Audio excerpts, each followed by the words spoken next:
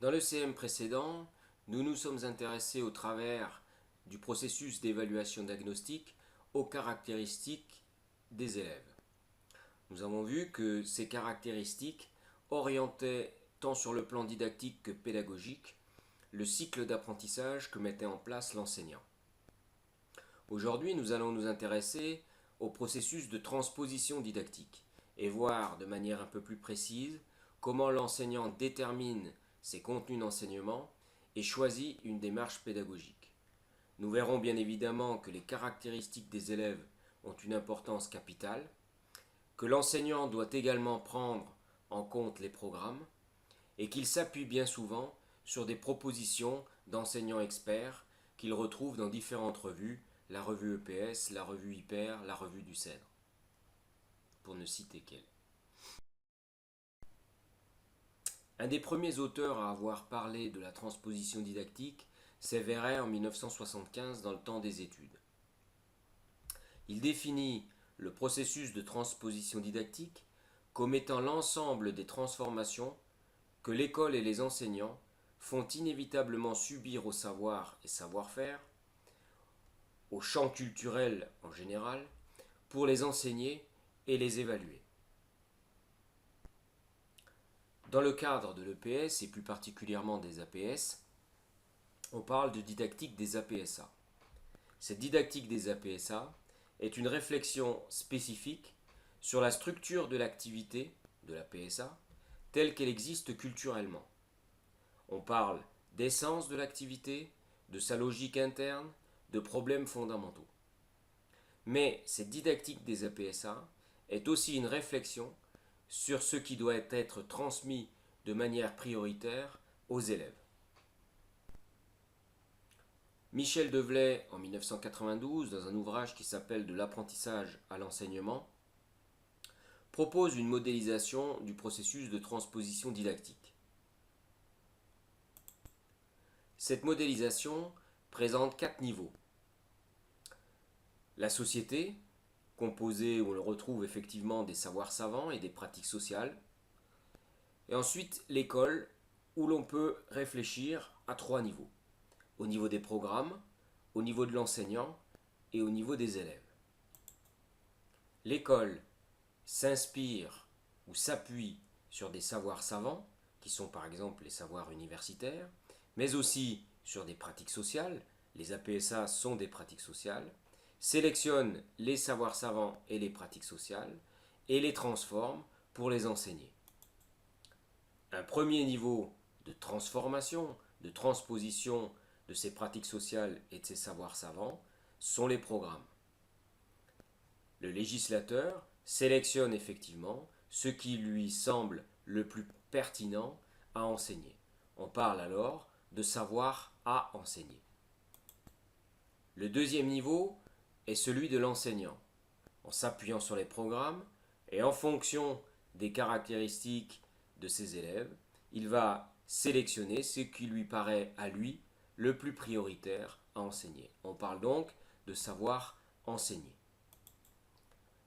Le dernier niveau enfin est celui des élèves, et là on parlera effectivement de savoir assimiler.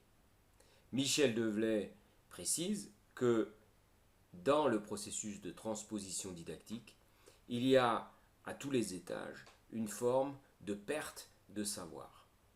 Les programmes sélectionnent une partie des savoirs savants ou des pratiques sociales. L'enseignant s'appuie et transmet qu'une partie du programme qui lui semble prioritaire par rapport aux caractéristiques des élèves. Les élèves n'assimilent au final qu'une partie de ce que l'enseignant veut effectivement leur enseigner. Mathilde Musard en 2008 parle de la transposition didactique comme une composition sous influence. Elle distingue d'une part le curriculum formel, qui est celui des programmes et qui présente un agencement spécifique des savoirs, le curriculum potentiel, que l'on retrouve dans des propositions didactiques, dans des ouvrages, des articles de la revue EPS, dans des libellés de stages de formation continue des enseignants d'EPS, et le curriculum déclaré, ce qu'enseigne ou ce que déclare enseigner l'enseignant. Il s'avère que les enseignants ne transposent pas directement les pratiques sociales, mais qu'il compose les activités scolaires sous diverses influences, en particulier sous l'influence des élèves, des caractéristiques des élèves, et sous l'influence également du curriculum potentiel, c'est-à-dire qu'il s'inspire des propositions didactiques qu'il retrouve dans différentes revues. Dans un premier temps, nous allons nous situer au niveau des programmes, et je vais essayer de montrer que l'école est soumise à un certain nombre de contraintes qui font qu'elle propose des formes d'enseignement qui lui sont spécifiques. La prise en compte des caractéristiques des élèves est une de ces contraintes. Sarmejeanne, dans Didactique et culture scolaire en 2002, identifie plusieurs formes de contraintes qui pèsent sur l'école et qui amènent l'école à sélectionner des savoirs de manière spécifique, à les traiter de manière spécifique. Ces contraintes sont les finalités, la contrainte temporelle, la contrainte spatiale, la contrainte liée au groupe et l'évaluation. Chervel, en 1998, dans La culture scolaire, une approche historique, montre qu'une discipline scolaire est productrice de pratiques et de savoirs qui lui sont propres. Il parle donc à ce titre de culture scolaire. Et il montre bien que l'école est créatrice de formes de pratiques qui lui sont propres. On parle actuellement en éducation physique de formes de pratiques scolaires et certains auteurs parlent de FPS. Un exemple de forme de pratique scolaire est le pentabon. Le pentabon a été adopté par les programmes. Solaire, dans les cahiers du Cèdre numéro 5 en 2006, montre qu'en regard de leurs caractéristiques, si l'on veut effectivement permettre aux élèves de vivre une activité de triple sauteur, en regard de leurs caractéristiques, il n'est pas possible de leur proposer du triple saut. Et il faut donc leur proposer du pentabon. Le raisonnement est le suivant. La principale difficulté du triple sauteur consiste à concilier la conservation de la vitesse horizontale avec celle de création d'une composante verticale optimale lors de chaque appel. Dans le triple saut, nombreux sont les élèves qui n'arrivent pas à produire cette composante verticale. Ils s'écrasent après le cloche-pied. Cela devient deux bonds reliés en fait par une grande foulée. En obligeant l'élève à faire 5 bonds, cette stratégie où l'on cherche effectivement à faire deux bonds reliés par une grande foulée devient moins payante et oblige les élèves à combiner vitesse horizontale et verticale. C'est donc paradoxalement en faisant 5 bonds à la place de 3 que les élèves s'approchent le plus de l'activité du triple sauteur de haut niveau. Voyons maintenant le processus de transposition didactique au niveau de l'enseignant. Si nous reprenons le schéma de Michel Develay, nous nous situons donc au niveau des savoirs enseignés.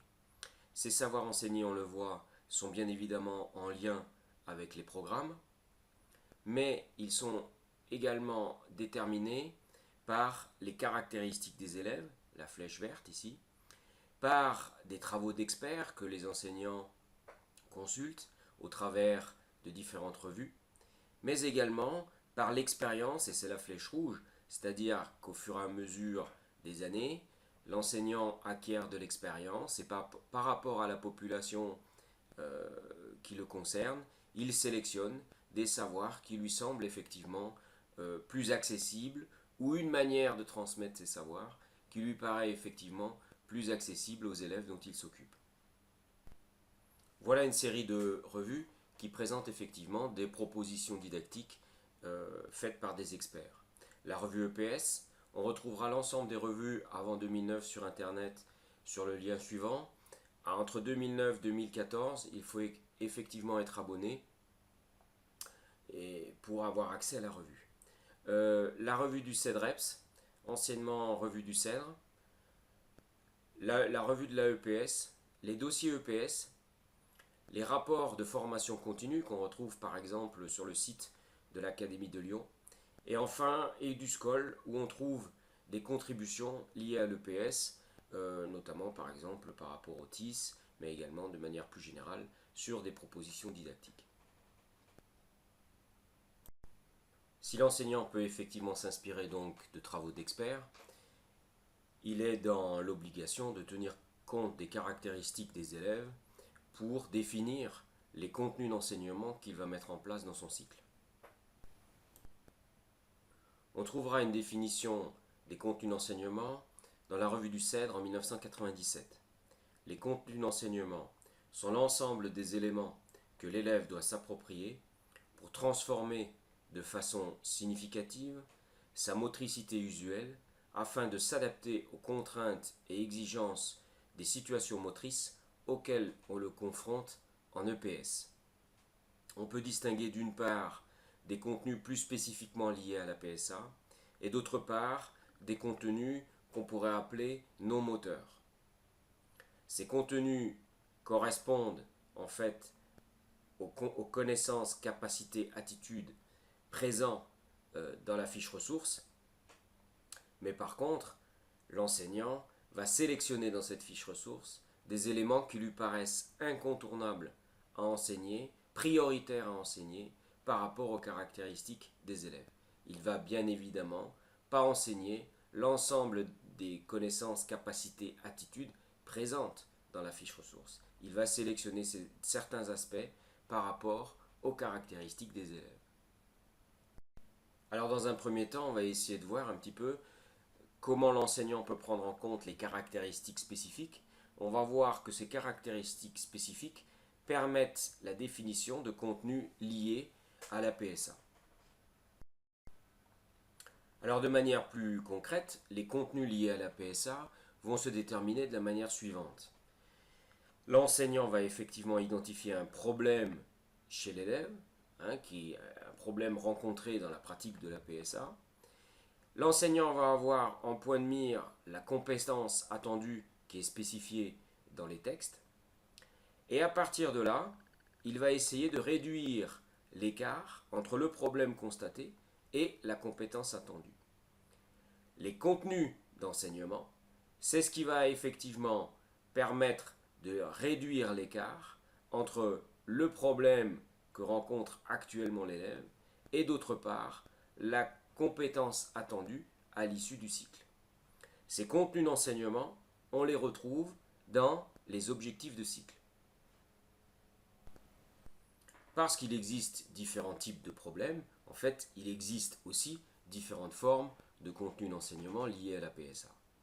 On peut utiliser la classification suivante.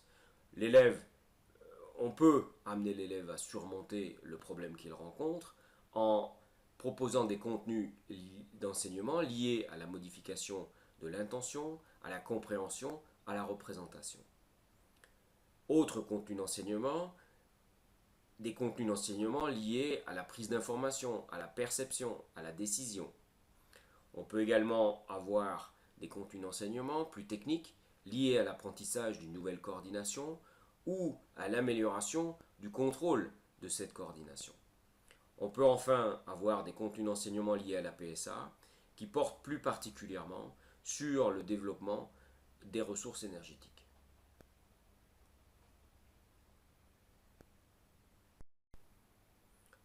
On peut prendre un exemple en badminton. On constate en 6e qu'un élève rate trop souvent le volant. Et on aimerait l'amener à renvoyer le volant de manière plus régulière, ce qui lui permettra effectivement de s'approcher ici de la compétence attendue de niveau 1. Les flèches ici représentent en fait les contenus, c'est-à-dire ce qu'on va effectivement lui apprendre, sur quoi on va mettre l'accent, pour lui permettre de passer d'un comportement numéro 1 à un comportement numéro 2 plus élaboré. Ici, avec ce comportement plus élaboré, l'élève reste néanmoins à un niveau qui n'est pas celui de la compétence attendue. La compétence attendue exige de l'élève qu'il alterne le gauche-droite ou le long court. Ici, il renvoie simplement de manière régulière. À nouveau, on va s'intéresser ici à ce qui va permettre à l'élève de passer du comportement 1, renvoyé de manière régulière, à un comportement plus élaboré qui lui permet effectivement d'alterner. Donc, les objectifs de cycle peuvent par exemple se formuler en termes de comportement, passer d'un comportement 1 à un comportement 2 plus élaboré. L'enseignant se doit également de prendre en compte, pour définir son cycle, les caractéristiques générales des élèves. Les caractéristiques générales des élèves permettent de choisir la forme d'enseignement. On va réfléchir sur des aspects plus pédagogiques. Ces caractéristiques générales renvoient souvent au projet de classe. Je vous rappelle que le projet de classe ne concerne pas de manière spécifique une APSA, mais concerne plutôt une orientation pédagogique choisie par l'enseignant sur l'ensemble de l'année. Et dans toutes les APSA qu'il va aborder, il va déterminer une forme d'enseignement, une démarche pédagogique en lien avec ce projet de classe. Alors, cette démarche pédagogique a un impact, a une répercussion sur les attitudes et les méthodes développées chez les élèves. Donc, a une répercussion sur des contenus d'enseignement non moteurs. En fonction des caractéristiques générales, on va donc définir des contenus non moteurs, ou plutôt définir une méthode pédagogique, une démarche pédagogique, et cette démarche pédagogique va avoir un impact sur les attitudes et les méthodes développées chez les élèves. On pourra par exemple, pour des élèves ou une classe où on considère qu'il existe des clans, ou que les élèves sont particulièrement individualistes, on pourra par exemple mettre l'accent sur la coopération et l'entraide. Pour une classe où on pourrait constater un déficit en termes de méthodologie, on pourrait les amener à analyser des fiches d'observation, à comparer des procédures de manière plus fine. Pour une classe où effectivement le respect des règles est problématique, on pourra envisager une forme de pédagogie où on met l'accent sur ce respect des règles. Donc on voit donc que, en fonction des caractéristiques générales, le cycle prend une coloration pédagogique particulière et que cette coloration pédagogique, et c'est ça qui est important, va renvoyer au développement de contenus non moteurs chez les élèves. On peut donc avancer que les contenus d'enseignement liés à la PSA sont à développer en même temps que des contenus d'enseignement non moteurs liés plus particulièrement aux attitudes et aux méthodes, et que l'ensemble vient effectivement se combiner dans la compétence attendue. Alors, à CE, à contenu d'enseignement lié à la PSA égal, on peut avoir effectivement différentes démarches pédagogiques. Et là, encore une fois, on va avoir effectivement une séance, un cycle, qui va prendre une orientation spécifique. C'est-à-dire que les élèves peuvent avoir le même problème dans la PSA, et ce problème va être résolu de manière différente, ce qui va donner une coloration pédagogique spécifique au cycle. En guise de conclusion, on peut présenter par rapport au travail de l'enseignant le schéma suivant. Dans le processus de transposition didactique, l'enseignant va définir les savoirs à enseigner en se référant à 3 dimensions principalement. Les programmes, en prenant en compte notamment la compétence attendue, en prenant en compte des propositions d'experts qui lui facilitent un petit peu la vie, et en prenant en compte des caractéristiques spécifiques et générales des élèves. Et ça, c'est incontournable, il est obligé de le faire. À partir de la mise en relation de ces 3 dimensions, il va définir dans un premier temps des contenus liés à la PSA et dans un deuxième temps des contenus non moteurs liés plus particulièrement à la méthode pédagogique utilisée. On voit donc qu'il y a ici 2 variables. D'un côté, des contenus liés à la PSA, de l'autre côté, des contenus liés à la manière de transmettre la PSA. Et en fonction des caractéristiques générales et spécifiques des élèves, le cycle va donc prendre une coloration toute particulière. Et on peut penser que 2 cycles ne sont jamais entièrement les mêmes. Pour terminer, on peut s'intéresser au dernier étage du modèle de la transposition didactique mis en avant par Michel Develay sur les savoirs assimilés. Au final, que retient l'élève? On peut penser que le fait d'associer l'élève au processus d'enseignement va peut-être améliorer la qualité de la transmission du savoir. On va s'intéresser donc au prochain CM à la question plus particulière de l'évaluation formatrice. Je vous rappelle que vous pouvez toujours poser des questions sur le forum et que vos questions sont les bienvenues. Je vous dis à bientôt.